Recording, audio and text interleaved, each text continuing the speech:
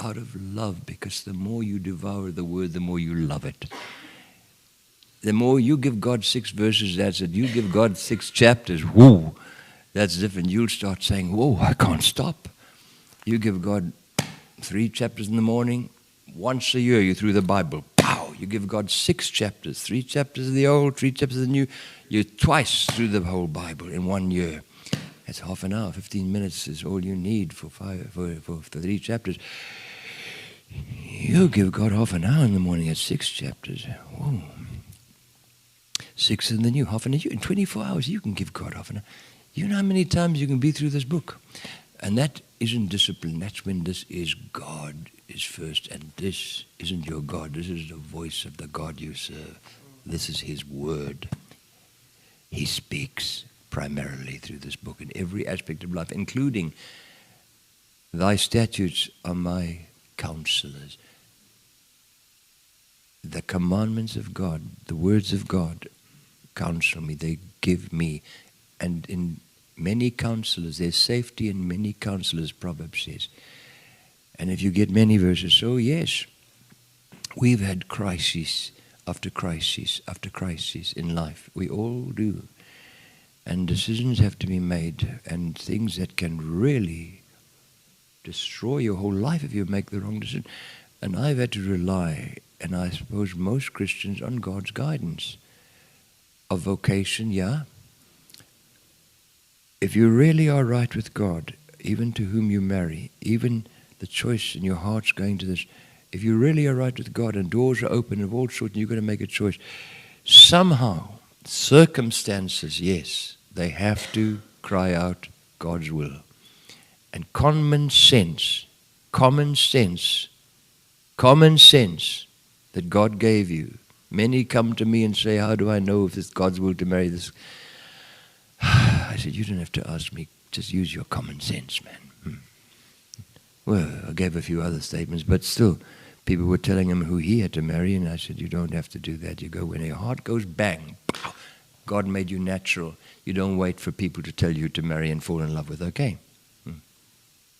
But then if God stops you, and he will if you're real with God, somehow God will reveal to you, this is not my will. Now, I guarantee you that. More clearly than I'm speaking to you now, God will speak to you. More clearly. That's God. He doesn't leave us to doubt and make disasters. There's a clarity with God's voice that comes, if this book is first, you're right with God.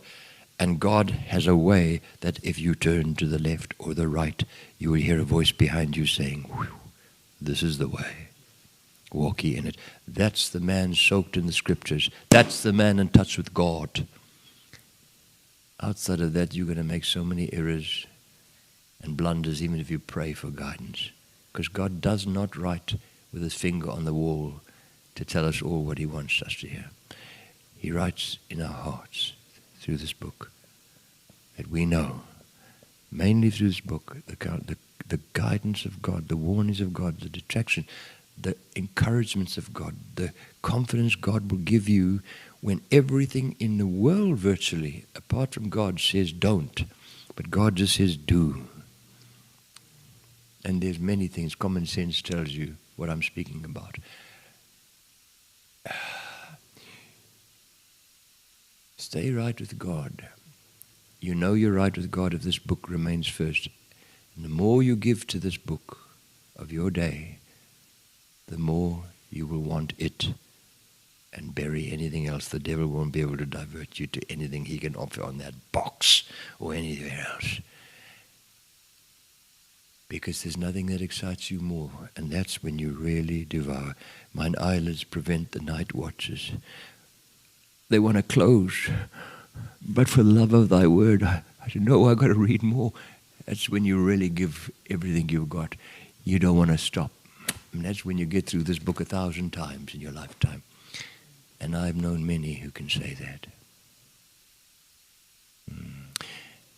And God will stop you and say, this is not the right way. Circumstances, common sense, and on occasions, a confirmation of what he's actually saying to you. But the common sense, you don't have to ask God for scriptures. before you ask the common sense God gave you and me. To know that's stupid to even think of that. God wouldn't want that. So what do I want scriptures for? But there are times that this holy book will stop you in your tracks. For instance, if you're called to preach or become a missionary or give yourself to God's cause and bury all your other plans behind, no matter what the consequences, you firstly will lose all interest in everything you've been desiring. God will take it out of your heart, your ambitions, your ways, your career just dies. The more you try and pursue it. If God's called you, that happens, or God hasn't called you. And only if you get backslidden will you deny God and reject. You will know, like Jonah, that you're putting your fist up into the sky and saying no to God about what He wants for your life. And God will make you crawl if He loves you, which He does, like He made Jonah crawl for defying His will. Oh, God knows how to do that. But in all honesty, I needed this book. I've got the markings on Bibles upon Bibles that are in tatters that I have to just get new ones. But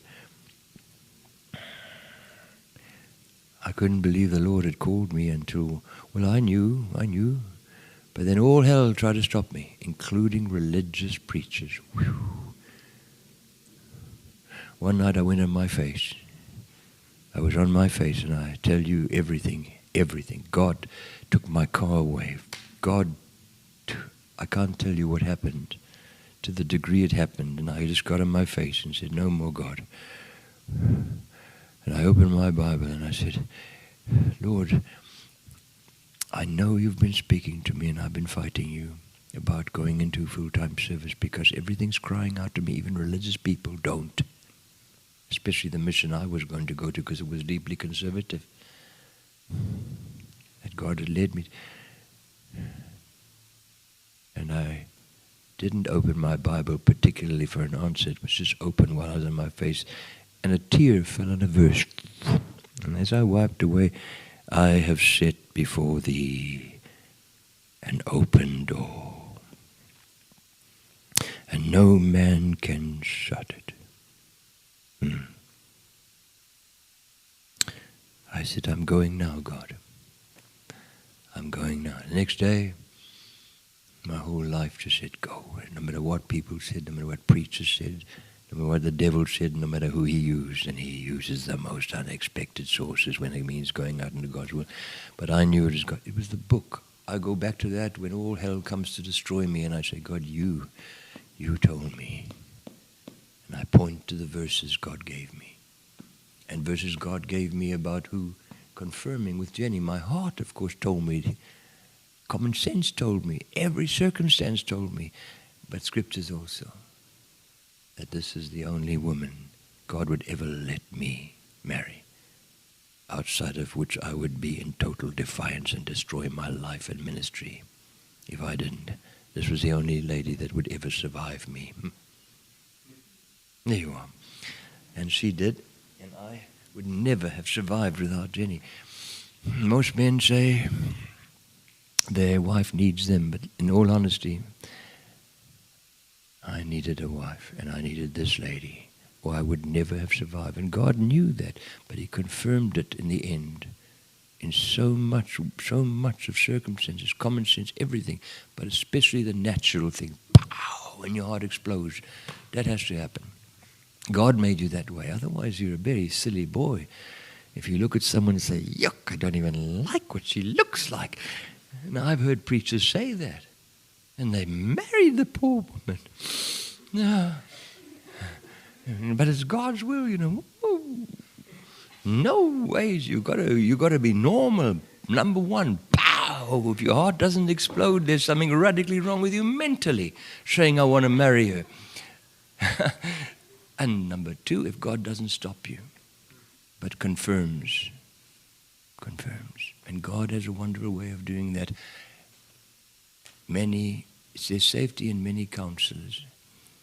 God's word says, and my counselors. Thy statutes, O God, are my counselors. This.